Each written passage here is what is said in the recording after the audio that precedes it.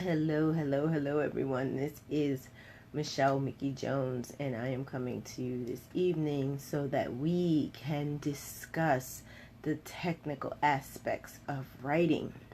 Let me first ask you to please forgive my voice. I have a cold, and I am doing my best to make sure that I present in very clear and concise sentences. So if you see me or hear me slow down just a little bit, it's because the reverberation in my ears is making it seem like I'm going too fast. But who am I? I am a writer, a social worker, a columnist, a poet, and I am coming to you. Why am I coming to you? I am coming to you to help you because you are a writer. And because you are a writer, I would like to help you to develop skills and techniques to take your writing to the next level. Why do we want to take your writing to the next level?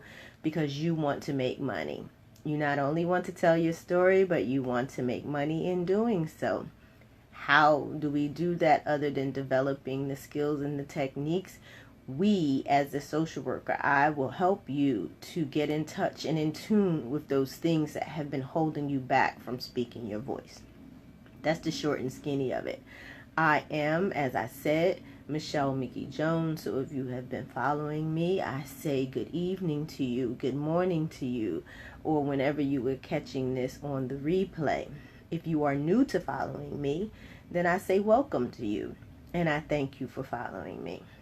So let's get right into it. And if you see me look away, it's because I have notes. Not that I don't know the subject matter, but I want to make sure that I hit on all of the points that I want to express to you. Now, there are 4 different styles of writing. And at any given time, throughout the course of a day, throughout the course of a conversation, throughout the course of an interaction, you are using definitely one type of style, but more than likely 2. And that's what we want to help you define.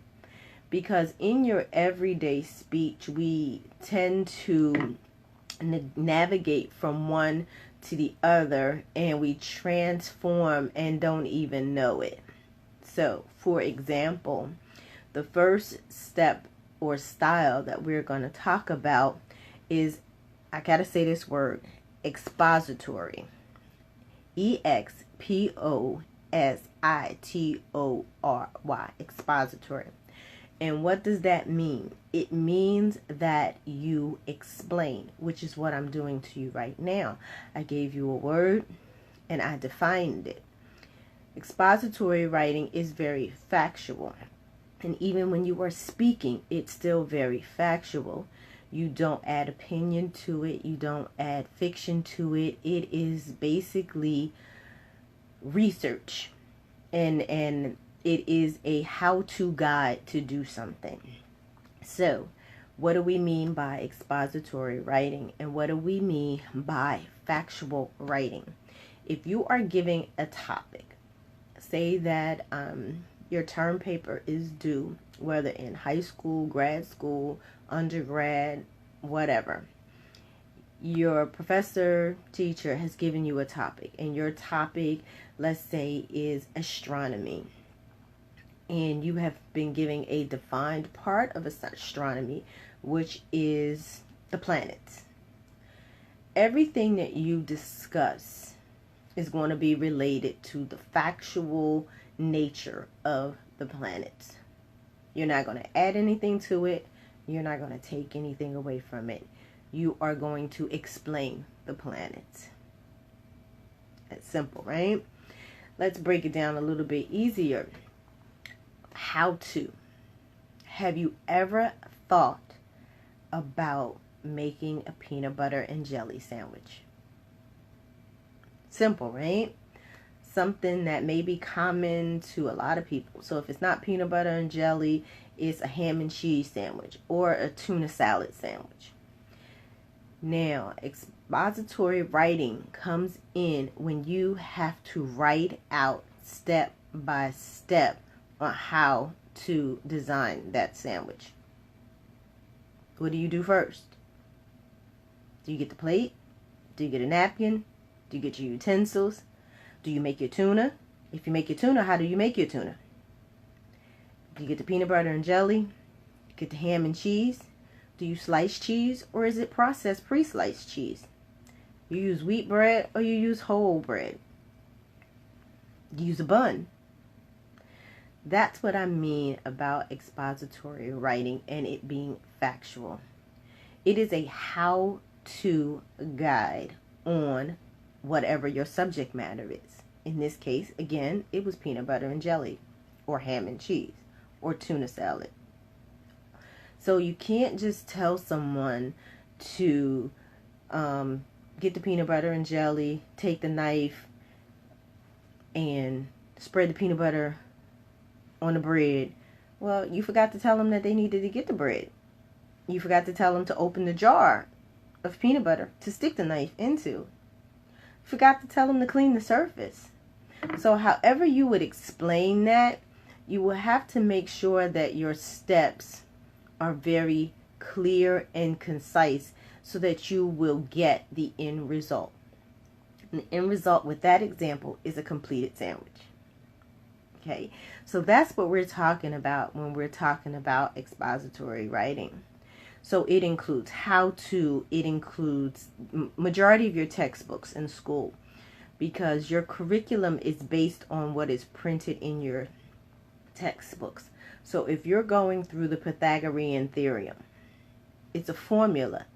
And if there is a mistake within that formula, within that textbook, that whole entire textbook needs to be rewritten again, because that formula needs to be precise in order for you to get the end result, which is the correct answer.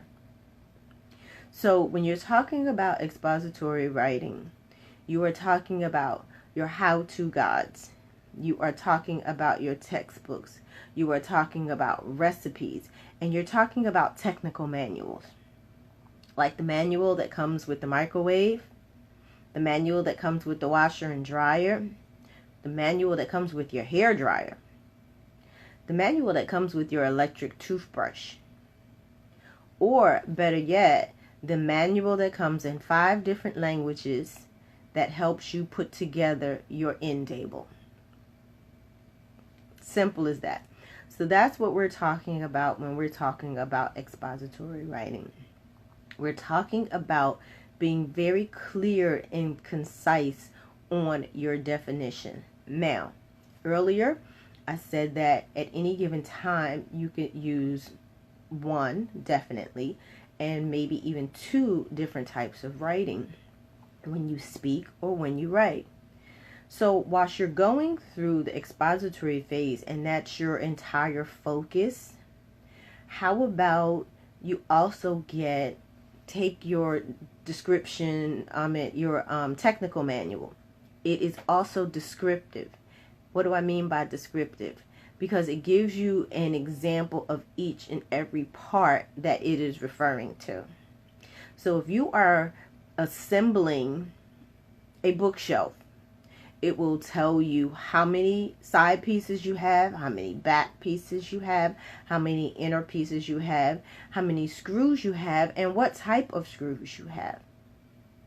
So again, you've now used 2 types of writing styles. The first one would have been expository because it's going to explain to you step by step how to put it together. The second was descriptive. It's going to tell you in very good detail which piece goes where by description. Simple enough, right?